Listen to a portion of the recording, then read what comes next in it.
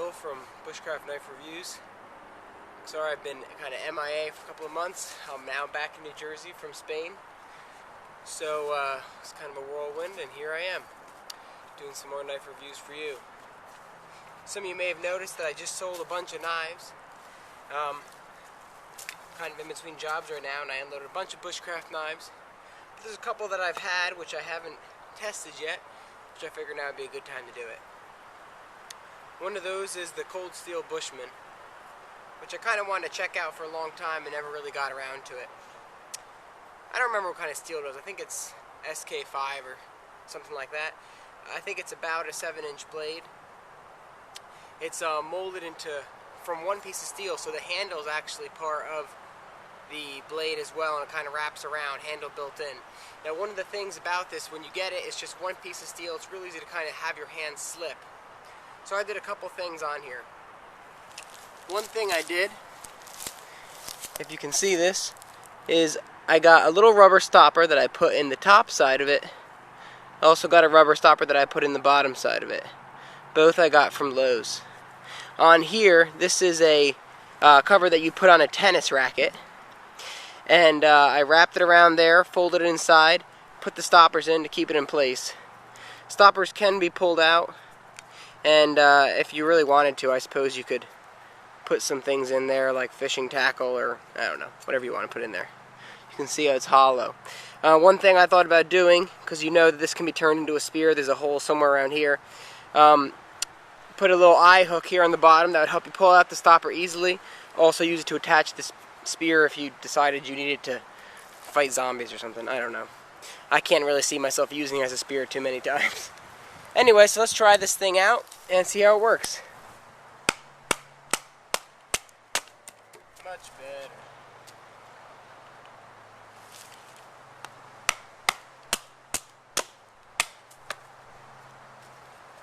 I tell you what, it's really a joy to baton with something that's a little larger.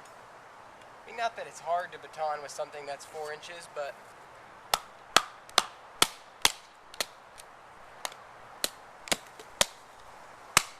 it's just so nice to do with something like this. This is obviously having no problem with the pine. And since that's what most of the stuff around here is, that's what we use. Now, just so you know, when I was in Scotland, the bow drill that I was using was entirely made of pine. And so, you know, a lot of times with bow drills, people try to combine all these special pieces of wood to get the perfect match. The truth of the matter is, you can use pine for your board, you can use it for your spindle, and you can just get a piece of green wood to use for the top piece that you're using to hold the little spindle in place, and you'll be fine. You don't need to go looking for the magic combination. Pine is fine. You can even use wet pine and just start with a bigger piece like this and just square it off with the center part of the wood, so that's dry. Let's see if we can just baton this last piece, and then let's see if we can actually make some curls with this thing.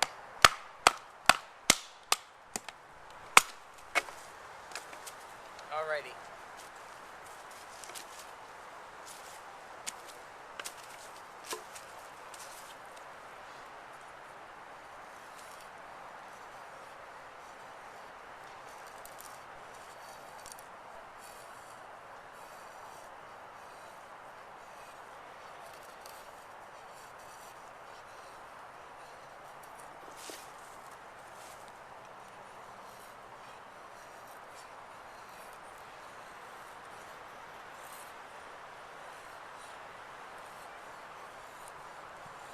This is actually doing a really good job. Now, just so you know, the only thing I did to this blade is I stropped it with some leather. I didn't do anything else. I didn't do anything else to kind of sharpen it up. But those are some of the curls you're getting from it. Considering it's an inexpensive blade, RC hardness about 54. Doing a really good job. Now, just so you know, the reason they do an RC hardness of 54 with a blade this size is because that way, when you're doing chopping or something like that, instead of chipping, it will actually just dent or it will roll, and then you can just kind of sharpen it out. One of the problems with the blades in the higher hardness, 60 RC, that sort of thing, such as the Mora or the Enzo, is they are prone to chipping. Whereas something like this won't chip. 54 RC, in my opinion, is okay. I actually don't really know why people go for these 60 RC, 62 RC blades. I don't know. I'm not an expert. But I tell you what, I think the Martini that I used to have was in the mid-50s, and it was the sharpest blade I ever owned.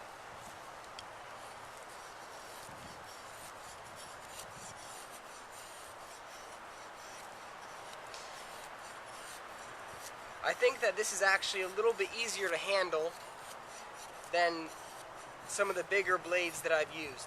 Even though this is 2 inches bigger, well, maybe not 2 inches, but even though this is about 2 inches bigger than the RC5, this is a lot easier to use than the RC5 or the ESE5.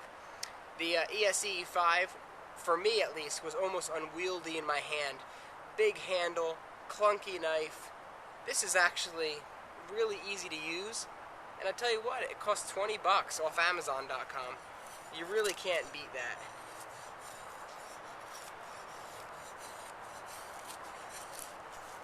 Making curls just fine.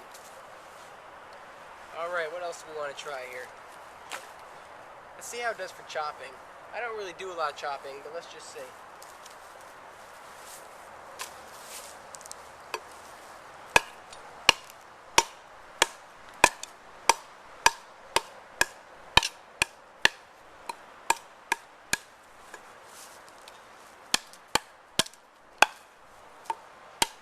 I don't know if you can see.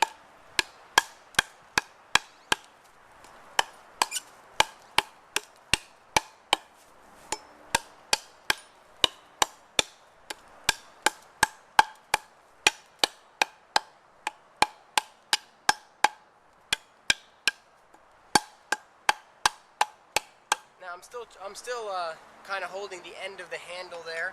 If you were really going to do a lot of chopping like this, I would definitely recommend using that hole there for the spear point to do a lanyard, so you could wrap this in so that if you did lose control, it wouldn't go anywhere. Because of the area I live in, we don't do a whole lot of chopping.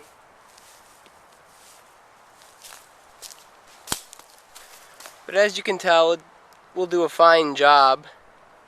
Although I tell you what, I still would rather use a saw. I really have liked the Enzo Trapper for a long time, and I still stand by it as a great knife. But I used it for 10 days in Scotland, doing woodwork about 6 to 8 hours a day. And because on the Enzo knife, it kind of goes it's swept up just a little bit at the back there.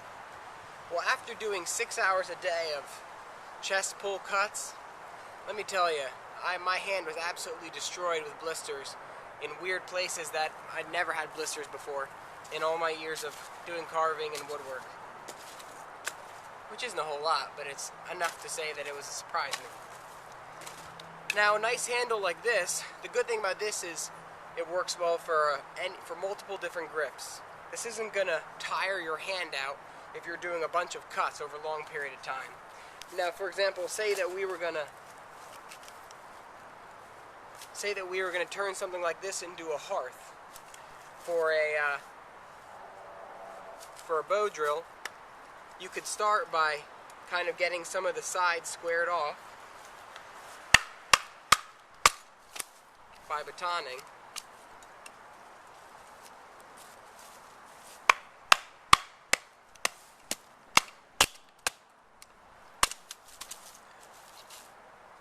But then you would have to do a lot of carving to make it smooth.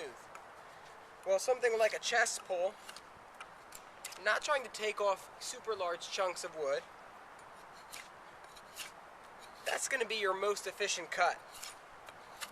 If you just try to push your way through it, you're going to get tired. Something like this uses little energy.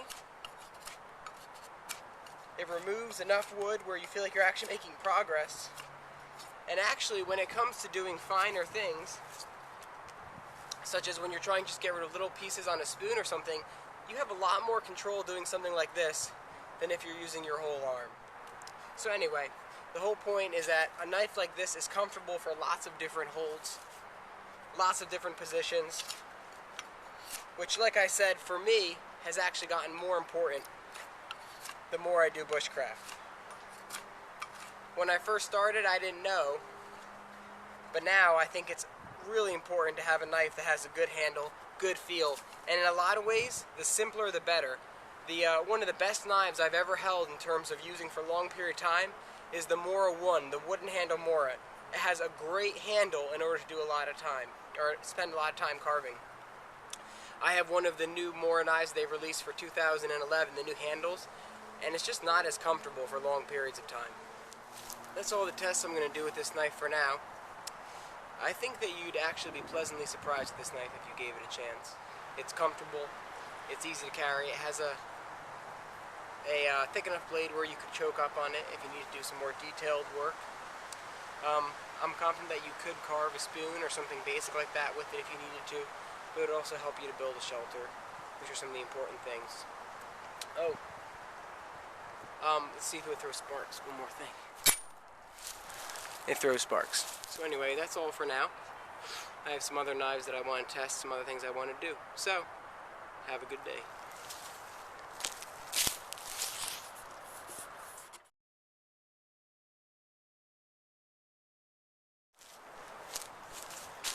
I know what you're really interested in. Yes, it can kill a zombie.